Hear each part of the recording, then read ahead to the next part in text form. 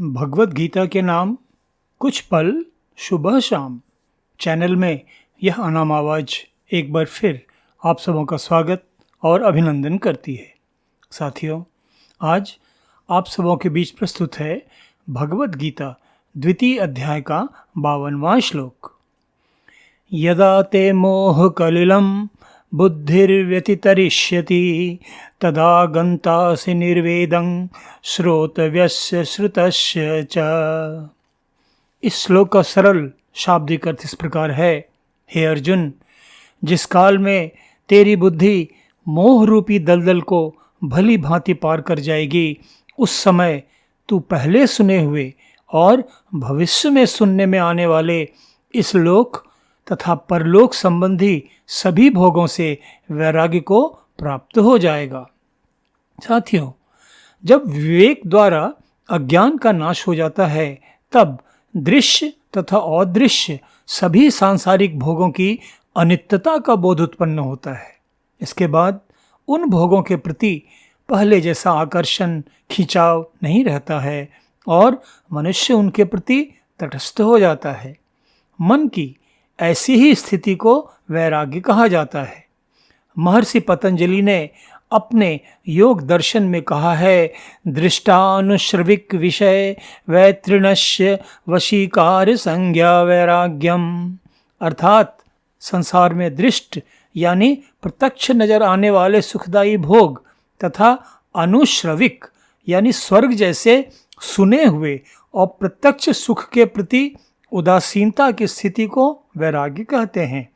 इस प्रकार की मानसिक स्थिति तब प्राप्त होती है जब विवेक द्वारा उपरोक्त सुखों के अस्थायित्व का बोध प्राप्त हो जाता है।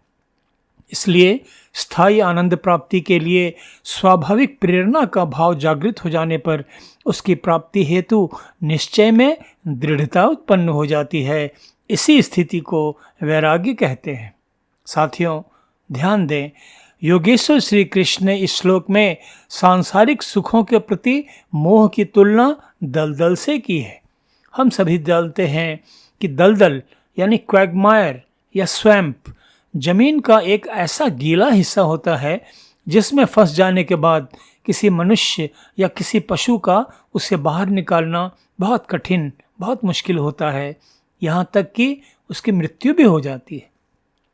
तो यहाँ इस श्लोक में संसार के प्रति मोह को दलदल के समान बताना बहुत ही सार्थक है। प्राचीन काल से ही हमारे तपस्वी ऋषि मुनिगण संसार की असारता के बारे में हमें सचेत करते चले आ रहे हैं और हमें बताते रहे हैं कि मानव जीवन का सर्वोच्च लक्ष्य तो परब्रह्म परमात्मा की प्राप्ति है और हमारा सारा पुरुषार्थ इसी लक्ष्य के प्रति समर्पित होना चाहिए। किंतु साथियों, विचार कीजिए, क्या यह कड़वी सच्चाई नहीं है कि हम सभी जगजीव अज्ञानवश और विवेकवश संसार के विभिन्न प्रकार के प्रपंचों में ही उलझे रहकर पूरा जीवन बिता देते हैं और इस संसार से विदा हो जाते हैं। इस अज्ञान का परिणाम क्या होता है? संसार की 84 लाख योनियों में अनगिनत बार जन्म लेकर मोहजन्य भोगों का कष्ट भोगना। इसलिए योगेश्वर श्री कृष्ण गुरु रूप से अपने शिष्य अर्जुन को समझा रहे हैं कि जब तक वह इस संसार के मोह रूप दलदल से बाहर नहीं निकलेगा, वह इस लोक तथा परलोक की मोह माया से मुक्त नहीं हो पाएगा।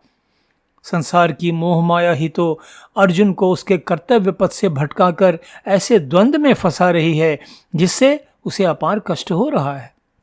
साथियों, अर्जुन कायर तो नहीं है, उसका शौर्य तथा पराक्रम तो विख्यात हैं, फिर भी अपनों के प्रति मोह उसे कायरतापूर्ण और विवेकी आचरण करने पर विवश कर रहा है। गुरु श्री कृष्ण उसे स्पष्ट रूप से समझा रहे हैं कि केवल संसार रूपी इस लोक में ही नहीं, बल्कि परलोक जैसे स्वर्ग इत्यादि के भोगों की तृष्णा उसे तब तक भटकाती रहेगी, कर्तव्य पथ से तब तक विचलित करती रहेगी जब तक उसका विवेक जागृत नहीं होता और वह न केवल इस संसार बल्कि परलोक के भोगों के प्रति मोह माया से भी विरक्त न हो जाए। सांसारिक मोह माया में उलझे हम जगजीवों के लिए यह कितना बड़ा संकेत है, कितना सार्थक मार्गदर्शन है। हम संसार के अपने सारे नियत कर्तव्यों का पालन तो अवश्य करें। ज्ञानी जन तो बार बार कहते चले आ रहे हैं कि संसार से अज्ञानता पूर्वक पलायन करने की आवश्यकता नहीं है। आवश्यकता है इस संसार की असारता के प्रति सचेत रहकर केवल कर्तव्य भाव से, कर्म फल के प्रति अनासक्त रहकर अपने सभी नियत कर्तव्यों का पालन करना और सद्गुरु की शरण में रहकर योग साधना के द्वारा अपनी चेतना को अहर्निश पर ब्रह्म प्राप्ति के पुरुषार्थ में लगाए रखना, इसी में मानव जीवन की सार्थकता है।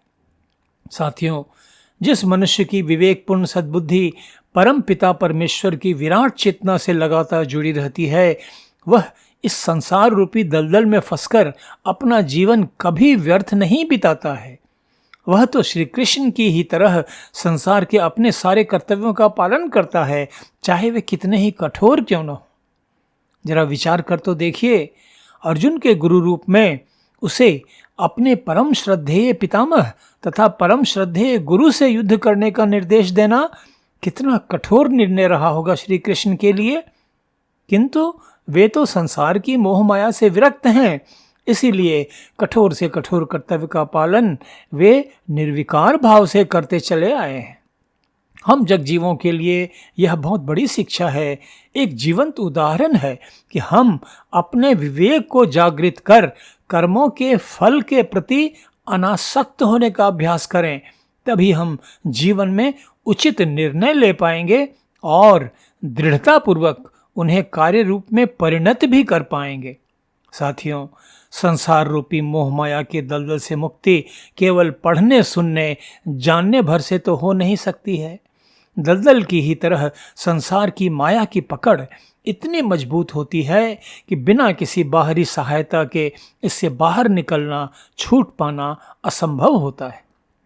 तो रास्ता है समर्थ सद्गुरु की शरण में आकर उनके मार्गदर्शन के अनुसार योग साधना के द्वारा अपनी चेतना को अंतर्मुखी बनाकर परमेश्वर की विराट चेतना से जोड़े रखने का अभ्यास करना। यह आसान नहीं होता, इसके लिए दृढ़ संकल्प की आवश्यकता होती है। किंतु साथियों, विशेषकर मेरे युवा साथी, क्या संसार के बड़े लक्ष्यों की प्राप्ति आसानी से हो जाती है? क्या उनके लिए हमें कठोर परिश्रम, बड़े त्याग तपस्या की आवश्यकता नहीं होती?